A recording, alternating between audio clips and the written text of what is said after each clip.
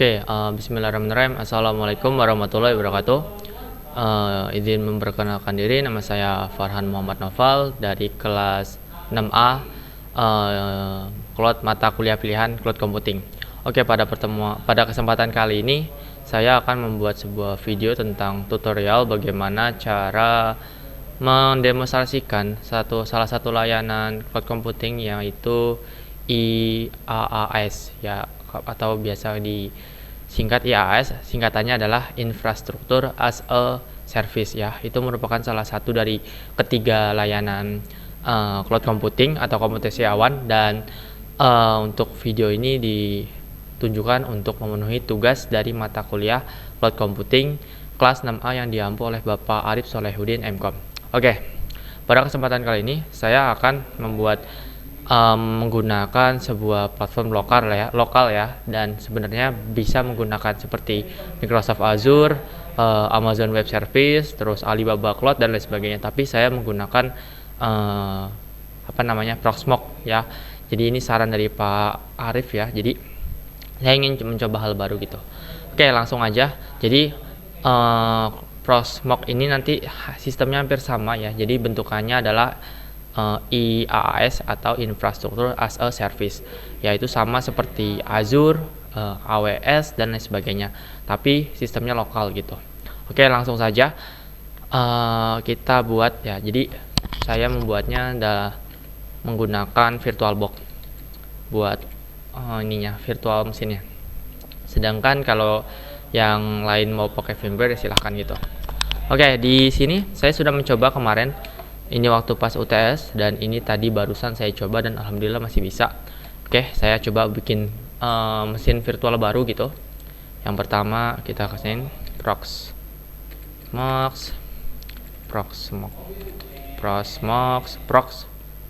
ya, UAS Cloud. Nah, terus tipenya adalah Linux tapi Oracle. Nah ini. Terus next.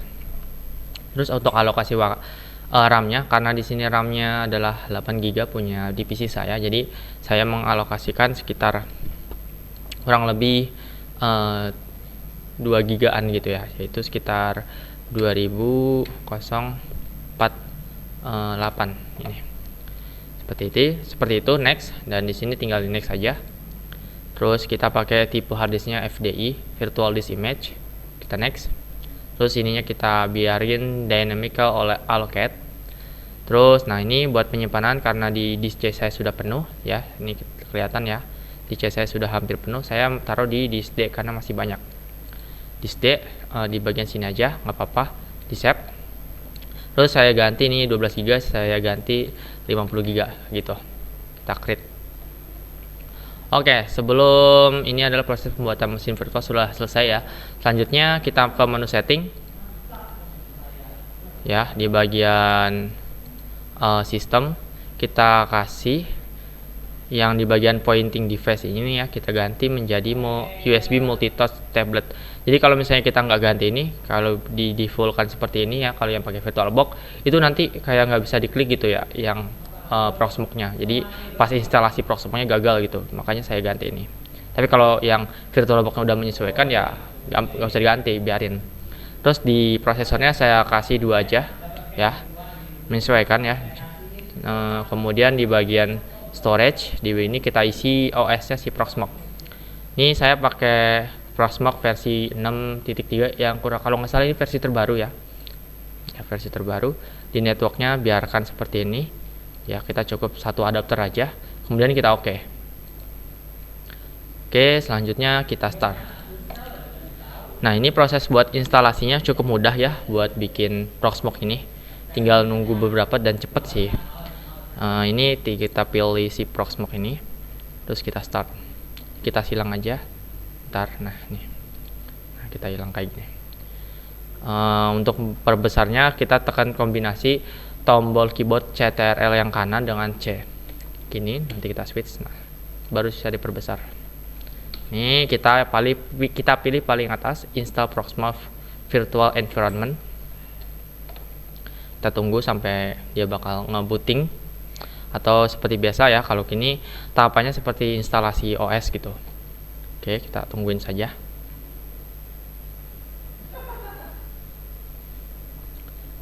Dan untuk Proxmox ini berbasisnya Linux ya.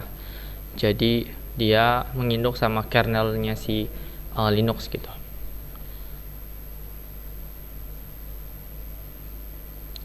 Oke, kita tunggu proses instalasinya.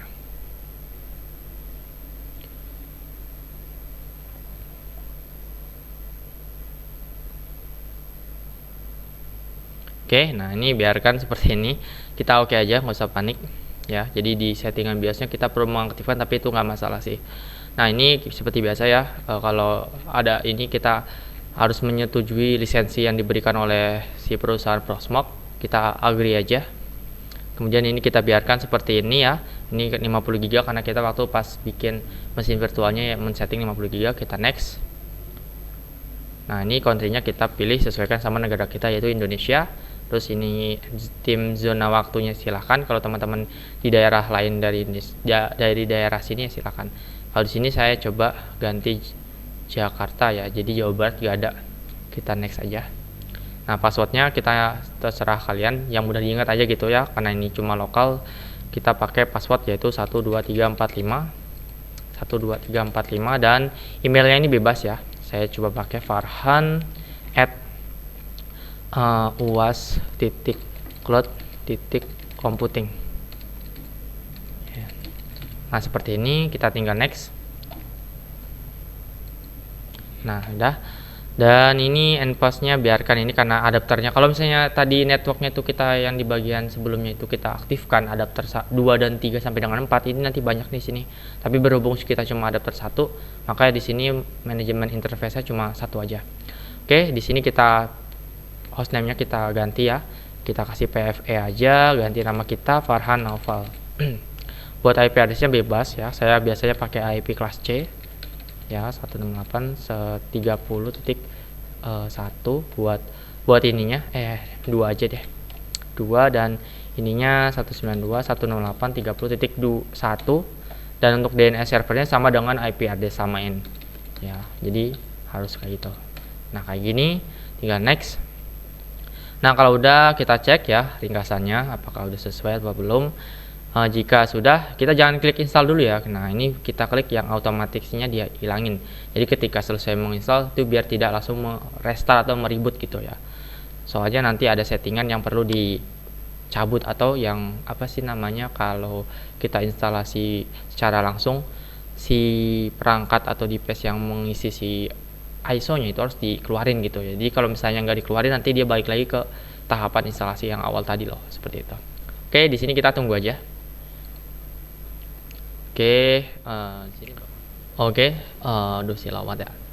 Sudah selesai ya nih. Jadi tinggal kita reboot. Nah, di sini ada tulisan nanti kita bisa mengaksesnya dengan menggunakan ini https sekian ya, menggunakan web browser. Nah, ini kita catat dulu di sini.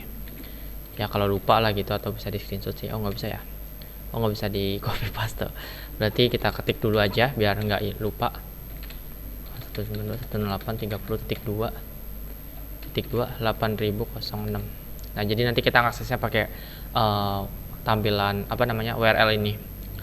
Kemudian ini sebelum di reboot ya. Nah di sini kita balikkan dulu tampilannya dengan menekan Ctrl C yang kanan ya. Ctrl yang kanan dengan kombinasi C. Nah biar seperti ini. Nah di bagian device, nah di bagian sini, nah di bagian optical drive, nah ini kan masih centang nih ya. Kita klik sekali aja gitu, cuma klik sekali. Nah ini biar nge-eject gitu ya ibaratnya. Force amount, terus kita cek lagi. Nah di sini udah nggak ada kan tanda checklistnya. Nah jadi seperti itu. Baru kita bisa mengklik si reboot itu. Nah kita balikin lagi tampilannya biar penuh seperti tadi. Oke, lu kok nggak mau? Oke, nggak mau. Kita reboot. Nah, oke, jadi seperti itu tahap instalasi apa namanya buat layanan cloud computing menggunakan aplikasi Proxmox dengan tipe layanannya adalah berbasis IaaS ya, Infrastructure as a Service, seperti itu. Kita tunggu aja, dia bakal nge-reboot seperti sistem operasi biasa ya kalau kita install gitu, ngebooting ulang. Dan apalagi ya, Jadi nanti tampilannya hampir sama seperti Linux pada umumnya, seperti Debian, Kali Linux dan lain sebagainya. Tapi yang berbasisnya CLI. Nah, sini ketahuan ya, kita lihat di sini ada environment GNU Linux gitu. Jadi dia berlisensi kernelnya berbasis Linux. Oke, kita tunggu dulu aja. Kita coba login dulu ya menggunakan root dari sini, sistem utamanya. Nah, oke, bentar lagi selesai nih. Oke, kita tunggu saja.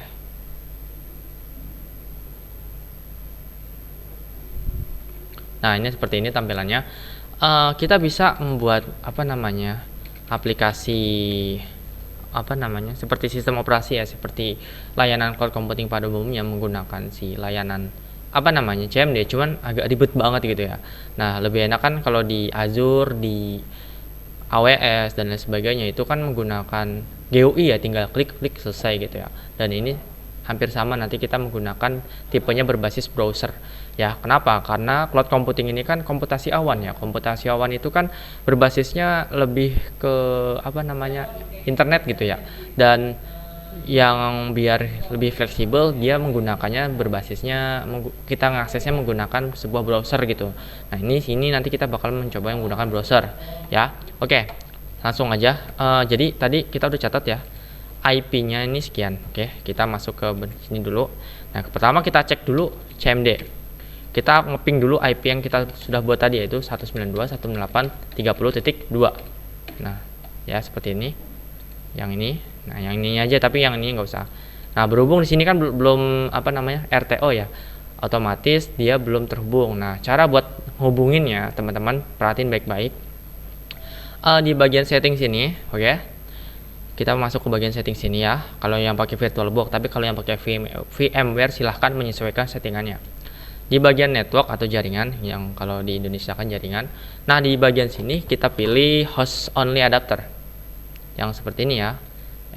Host only adapter. Ya. Terus di sini silakan pilih sesuai kebutuhan. Kalau misalnya ada banyak ya pilih salah satu aja gitu ya.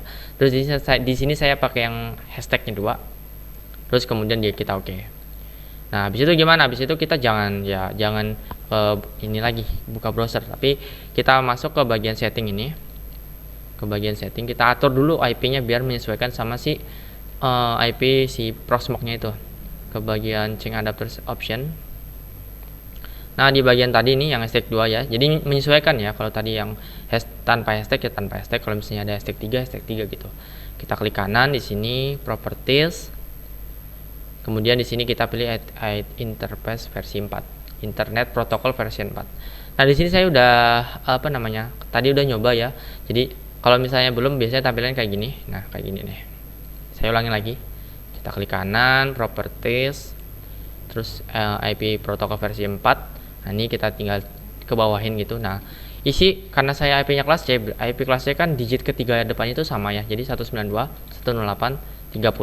Nah, ininya bebas nih, bebas, jangan 1 jangan 2, karena 1 itu buat gateway, yang 2-nya itu punyanya Proxmox gitu. Jadi nggak bisa. Jadi kita bebas tuh selain angka 1 sama 2. Jadi kita bisa dari rentang waktu dari rentang angka 3 sampai dengan berapa tuh? 255 sekian lah. Jadi saya pakai angka 10 aja. Terus subnet masknya tinggal diklik biar menyesuaikan subnet mask kelas C ya. Terus gateway-nya isi gateway yang dari si Proxmox-nya, yaitu 30.1. DNS-nya yang tadi udah kita setting 30.2 seperti itu. Tinggal kita oke. Terus kita ini aja, kita ping ya 30.2. Nah, sini udah replay nih, berarti udah terhubung ke si Proxmox-nya. Oke, langsung kita buka browser ya, bebas ya, saya pakai Chrome aja. Oh ya, di sini karena mungkin teman-teman pasti bertanya ya, kok di sini connect ini enggak? Jadi kita layanannya lokal gitu ya. Jadi jangan terpengaruh sama ini. Soalnya kalau misalnya saya matiin ini nanti si ininya nggak jalan, mining gitu ya, tinggal jalan. Jadi seperti itu. Terus kita buka browser, kita kita copy paste URL yang udah kita tulis kayak gini ya. Kalau misalnya ingat ya tinggal ketik aja, kalau nggak ya ditulis gitu biar aman. Nah, ini bakal seperti ini. Kita masuk ke advance, terus ke bagian ini proses to ini unsafe ya. Nah, dia bakal melakukan login. Nah, seperti ini. Buat login ya, itu loginnya itu tadi pakai apa ya? Root juga ya, root. Terus passwordnya itu 12345 kalau nggak salah ya, lupa. Oh ya, sama kayak yang di CLI-nya tadi. Oke, ini adalah tampilan dari Proxmox. Jadi hampir sama kayak Azure, kayak AWS dan sebagainya. Oke, seperti itu. Oke, untuk teks selanjutnya saya bakal ngasih tahu ya. Jadi kalau di lokal itu karena masih lokal ya, jadi sistem operasi kayak Debian, kayak Linux, kayak Windows dan sebagainya itu belum ada di Proxmox-nya. Jadi kita perlu mengupload si sistem operasinya tersebut. Tapi kalau kita menggunakan Azure, kayak Azure, AWS dan sebagainya itu udah disediain gitu. Jadi kita bisa milih Windows 7, Windows 10 dan lain sebagainya itu udah ada. Tinggal kita pilih. Nah, ini kekurangan dari si lokal ini, kita harus mengupload si OS-nya dulu ya. Oke. Untuk selanjutnya saya bakal ngupload dari OS. Oke, lanjut kita ke tahap upload OS ya. Jadi saya mencontohkan OS yang ringan gitu ya, yaitu Linux juga, yaitu Linux Debian 10. Nah, karena IS itu Proxmox itu menggunakan versinya lokal, jadi dia harus punya spesifikasi PC itu lebih tinggi gitu. Ya minimal standarnya RAM-nya lebih di atas 8 GB atau mungkin ya pokoknya lebih ya. Jadi soalnya kalau misalnya kita maksain ini di RAM 4 GB gitu ya, terus kita alokasikan si Proxmox-nya 2 GB ya, tapi terus kita nanti mau bikin sebuah sistem operasi juga tuh di dalam Proxmox-nya, berarti otomatis 2 GB itu udah kayak pot-potan gitu ya. Jadi minimal banget ya, kita harus punya spesifikasi PC asli yang sesungguhnya itu tinggi gitu. Nah, jadi saya menggunakan Debian 10 aja, karena Debian 10 itu yang ringan ya. Jadi kalau misalnya teman-teman buat contohnya ya, karena ini buat UAS gitu ya, jadi saya yang contohin cuma yang Linux saja. Oke, untuk mengupload ISO-nya, kita masuk ke bagian data center sini. Kita klik. Nah, ini ada PFE, yaitu lingkungan kita, environment. Nah, ini kita klik yang lokal ini, klik. Nah, di sini dia bakal ada yang namanya mana ya? Udah, kok nggak ada ya? Oh, ini. Oh, sorry ya, diklik ya, double klik nggak kelihatan nih. Nah, ketika kita klik, double klik, nah di sini ada tulisan ISO image, kita klik. Nah, terus di sini ada menu upload, terus kita upload. Nah, ini kontennya kita pilih ISO image, terus select file, terus cari deh si berkas ISO-nya. Kita pakai Debian 10 ya, Debian 10 Netins ya nih. Kalau diperhatiin ukurannya cuma 400 MB ya, sedangkan yang lain seperti Windows di sini ada lagi juga nih 3 GB gitu. Ya jadi menyesuaikan gitu ya, karena saya PC-nya rada-rada masih nggak kuat banget gitu, jadinya saya menggunakan Debian 10 untuk mencontohkan aja. Oke, terus kita select file, terus kita upload. Kita tunggu sampai dengan proses ini selesai. Untuk proses uploadnya cepat ya, karena dia menggunakan jaringan lokal, ini bukan internet ya. Oke, kita matiin aja internetnya deh, biar nanti teman-teman percaya gitu ya. Caranya kita gini aja deh, disable. Udah ya, udah disable nih. Apakah bakal nge-close itunya, Proxmox-nya? Kalau ternyata tidak kan. Nah, ini jadi emang benar-benar murni lokal gitu ya. Nah, ini dia bakal tungguin dulu. Ini udah selesai.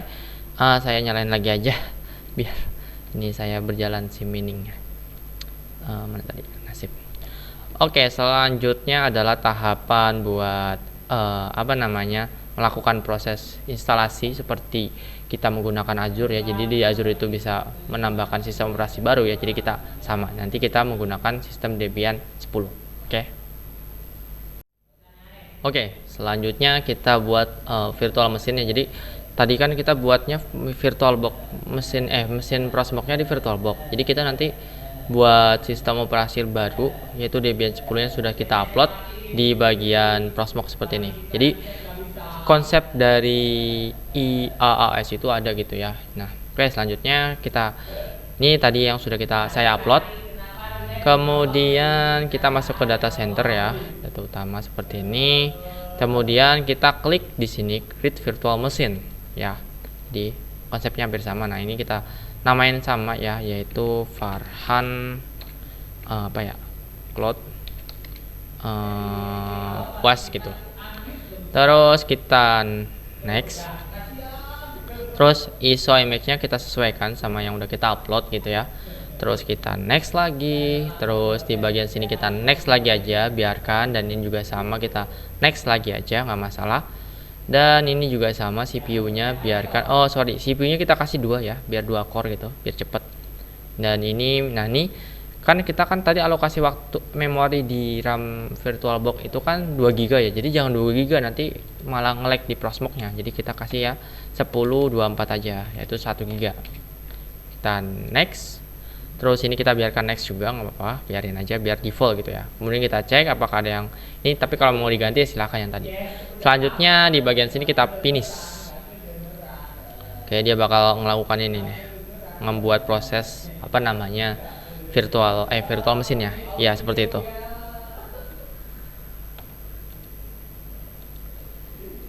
Maaf, kepencet lagi. Duh, mana nih? Nah, mana sih? Nah, sip. Nah, jika oke, nah sini oke ya. Nah, nanti di bagian sini nongol nih yang tadi udah kita buat. Nah, kita tinggal klik bagian sini, sorry. Terus kita double klik, double klik. Nah, nanti dia bakal apa namanya, muncul di bagian sini ya. Kita kecilin lagi aja. Nah, seperti ini. Nah, di sini adalah konsol, atau jadi kalau misalnya kita jalani, kita bisa mengetahui nih CPU-nya digunakan berapa, memorinya digunakan berapa, boot set-nya berapa, nih ketahuan. Jadi kita bisa melakukan pengawasan atau controlling gitu ya. Kemudian untuk jalannya gimana? Kita cukup klik start ini aja nih, kita start. Oke. Kenapa ya? Nah, di sini ada error ya. Nah, kalau ada teman error di sini tulisannya kita baca KVM virtualization confirmed not available. Nah, jadi settingan KVM-nya itu, karena KVM itu kan BIOS ya, jadi kita harus aktifin di BIOS kita, BIOS utama kita PC. Jadi untuk biar nggak usah kita matiin atau nonaktifkan si fitur KVM itu, dimana itu adalah di menu hardware ya. Tadi di hardware, maaf saya lupa, di option ya. Nah, di sini KVM hardware virtualization. Nah, ini kan yes ya, teman-teman tinggal di double klik aja, kita checklistnya dihilangin, terus kita oke gitu. Terus kita jalanin lagi di sini, lihat apakah bakal error lagi ya. Nah, lihat statusnya di sini oke ya, tuh yang tadinya error di sini oke. Dan teman-teman bisa langsung ke bagian konsol ini, dia bakal ini apa namanya, nah ini adalah tampilan instalasi Debian gitu. Jadi kita bisa melakukan instalasi Debian juga. Jadi kita virtual mesin, udah virtual mesin, terus di dalamnya ada mesin lagi. Jadi seperti itulah konsep dari si IaaS cloud computing. Tapi kalau yang sesungguhnya itu berbasisnya internet gitu ya. Kali ini lokal dan kita memahami konsepnya aja gitu. Selanjutnya di sini kita install. Ini bisa diperbesar. Nah, ini biar kita perbesar, kita ini ya. Nah, dia bakal ini sendiri. Atau pakai ini juga bisa sih.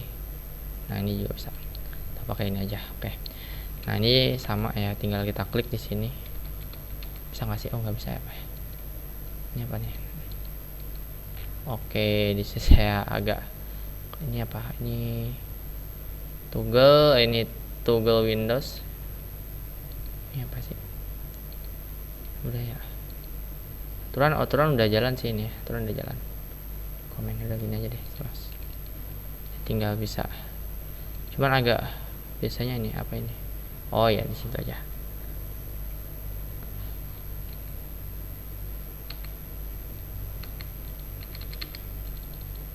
Oke, di sini nggak bisa ya ininya. Nggak bisa gerak tombolnya. Bentar, saya coba cek dulu.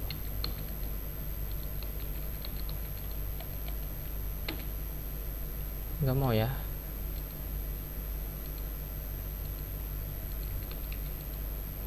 Oke, ada apakah ada yang error di sininya? Saya kurang nih. Oh ya, udah bisa. Lama banget ya. Ya, ini udah bisa. Jadi agak lambat ya. Ini balik lagi ya, ini karena RAM-nya mungkin ya. Terus kita enter.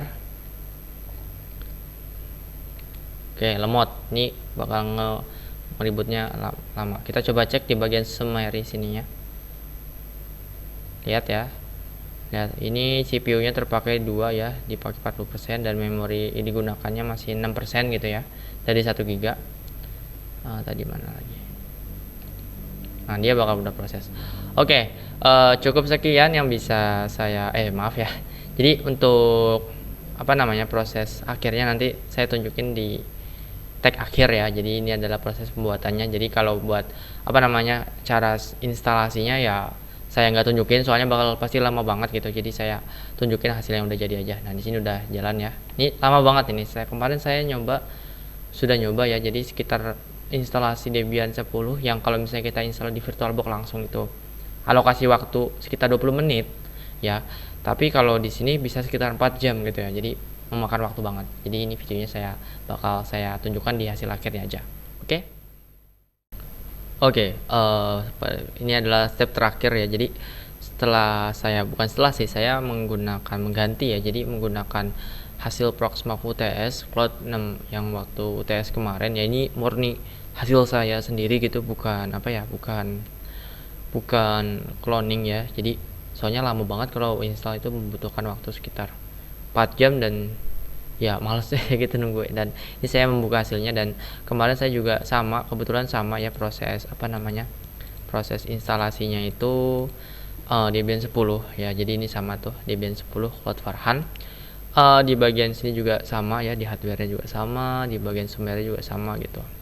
Ini proses akhirnya. Jadi setelah diinstal ya, jadi untuk proses instalasi Debian-nya nggak bakal saya tampilin ya, silahkan cari-cari informasi sendiri. Dan ini yang saya tampilkan adalah hasil akhirnya aja gitu. Jadi hasil akhirnya seperti ini ya.